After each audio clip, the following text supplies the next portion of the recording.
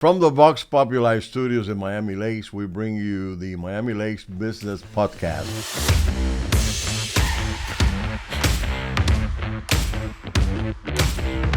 Today we have a good friend, that is our guest today, Melissa Alton. Melissa and her husband Richard, they own a law firm, and they are, of course, members of the Chamber of Commerce. And also, she's the president of BNI, which is another organization, business organization that meets here in our town. So, welcome, Melissa. It was great of you to accept the invitation of being with us today. Of course. Thank you so much for having me here. Wonderful, wonderful. So let's begin by talking a little bit about what you do and the things that are involved in your life, in your daily life. I know that you have a law practice that, along with your husband, Richard. And how long have you been in business? Yeah, of course. Thank you so much, like I said, for having me here today. So my husband and I own the law firm of Alton Law. I founded the law firm when I became a mom about, it's going to be 9 years now this year since I went on my own. I've been practicing for about 11 years. And I started the law firm because I wanted to have more control over my business and the kind of cases that I took on. And I recruited my husband to join me about a few years ago. So it's been about almost 5 years now since Richard has been working with me. Wonderful. Yes, and it's fantastic. We have 3 small children, so it's very, very conducive to that lifestyle, to running around with the kids, taking them to all of their school and after school activities, and then also keeping up with our business and being able to serve the community and help our clients as well. So how does a lady like you that married with a business with 3 kids, how do you manage to do all that? How do I and do still it? be effective? Well, they say it takes a village, and I feel like in Miami Lakes, it really takes a community. So I like to always fall back on the resources and the connections that I've built here, not only through the Miami Lakes Chamber, which is such a valuable source of community here for any business owner and any member of the Miami Lakes community, but also BNI Excellence. So I'm also part of this networking organization called BNI Excellence, the chapter that is stationed here in Miami Lakes, and that we are also a member of the Miami Lakes Chamber, as BNI Miami Lakes is the member itself for So let's the talk chamber. a little bit about the BNI, because Yeah. a lot of people may not know what BNI stands for or what it actually does. We know that has to do with business. Of course. But tell us a little bit about BNI. Yes, of course. And I love sharing this knowledge with so many people because a lot of people really don't know about it, have never heard of it, maybe have never even been to a networking event. So BNI stands for Business Networking International. So it is an international networking organization. They have chapters all over the world, not only in the United States, but in Miami-Dade County itself, there's, I believe, over 30 chapters, active chapters all throughout Miami-Dade County. And the Miami Lakes chapter itself is called BNI Excellence. So I am currently the president of that chapter. What it means is that we meet on a weekly basis. Every week we meet for a breakfast meeting. So we meet at about 7:15 a.m.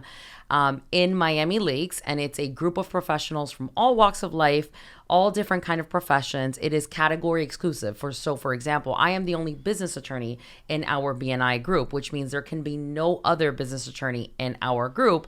But that also means that it lends itself to referrals that are very high quality within the group. So we have a dentist, we have an orthodontist, we have a realtor, we have mortgage brokers, lawyers of all kinds, criminal, personal injury, real estate lawyers. So it is a fantastic group of professionals.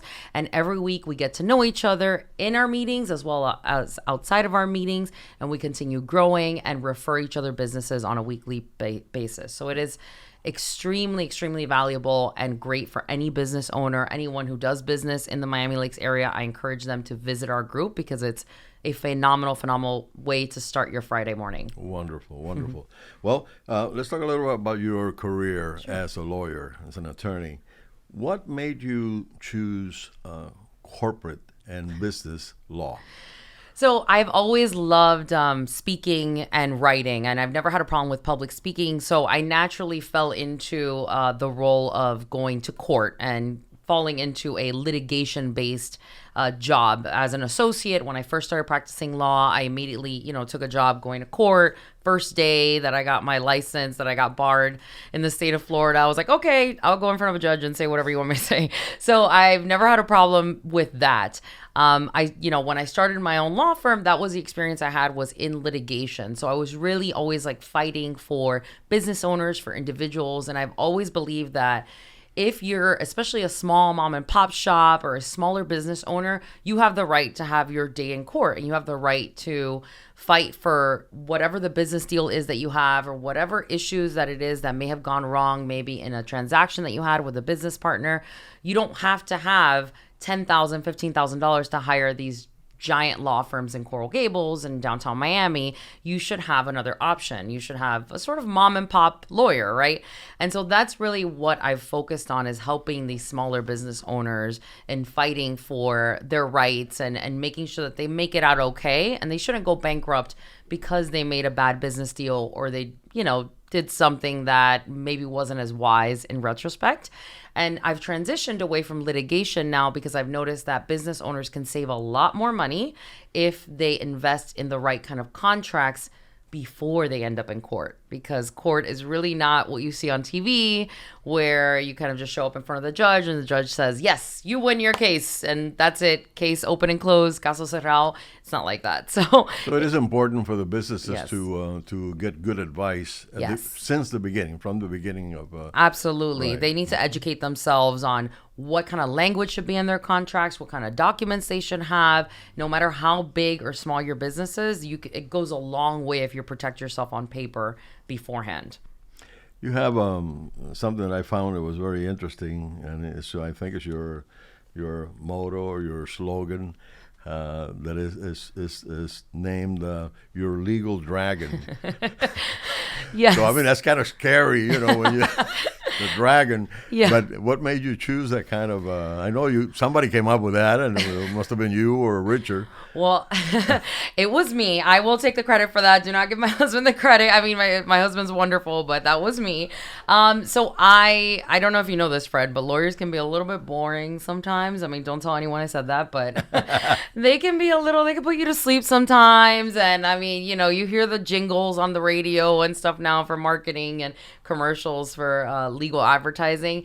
And I just wanted something that would stick in people's minds. I'm a big fan of fiction. I'm a big Harry Potter fan, Lord of the Rings, and the Game of Thrones series and all that stuff. And it was when Game of Thrones was really kind of big and everywhere, and Mother of Dragons, Dragon Slayers, House of Dragon, and Legal Dragon was kind of born of that, because I wanted people to remember that they can have a legal dragon of their own. No matter how small or big their business is, they should have a legal dragon, someone who's going to fight for them and breathe fire into the protection that they need for their businesses. So that's where that comes from. That is wonderful. It's memorable. Yeah, I tell you, everybody will remember that. I saw that for the first time the other day. Your legal dragon. I thought that was very interesting, and it was you. great. The great slogan to live by. Thank you. Yeah, absolutely. So, I think the business world has gone through many phases throughout their history and throughout our local history here. Absolutely. Especially with going into a pandemic stage and then coming out of the pandemic. What advice would you have to our local businesses here regarding how to do this or how to do that, or how not to do this or not to do that? What advice would you have for them? Yeah, absolutely. I think the last few years have been very difficult for a lot of business owners. As a small business owner myself, I recognize and connect with business owners on that level. What I've seen a lot lately, which is very hopeful, is that business owners are getting out there. People are investing again. People are taking risks again. They're partnering up with other people, which is fantastic. But of course, after everything we've been through, I think people don't want to repeat the same mistakes that they might have made previously. pre-pandemic. So a major thing. Number one, I've always said this: get it in writing. No matter how well you know fulanito or your cousin's friend that has promised all of these things to you, if they didn't put it in writing, even if it's a WhatsApp chat, even if it's a text message, something that you can later print out and attach as an exhibit to a complaint when you have to sue that person, because nobody likes to think about what happens when things go wrong. But that's the lawyer's job, right? We have to think of every scenario of when things are not going to go well and how we can protect you. So something that's in writing that you can print and attach to a complaint or attach to a letter that you have to send later on through legal counsel, you need that in writing. No matter how big or small the transaction, the deal, or the partnership is, get it in writing no matter what. And then we get a lot of questions sometimes like, oh, well, you know, if so-and-so takes money from me without asking, or if so-and-so doesn't do what they're promising that they're going to do over the next 5 years in this business partnership, can I get my attorney's fees back if I have to sue them? Or can I collect on interest? And I always say, well, what does your contract say? Because if your contract, even if your invoices don't say those things, you can't collect.